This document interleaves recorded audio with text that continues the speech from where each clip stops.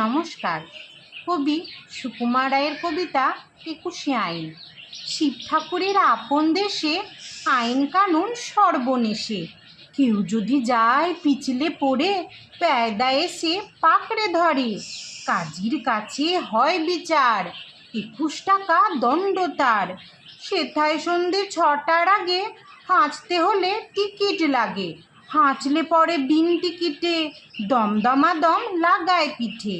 কোটাল এসে নস্যি ঝাড়ে, ২১ দফা হাঁচিয়ে মারে।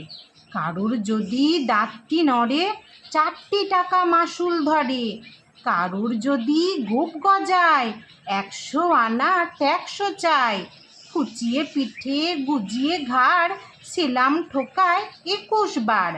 চলতে গিয়ে কেউ যদি চায়, এদিক ওদিক ডাইনে বায়, রাজার কাছে খবর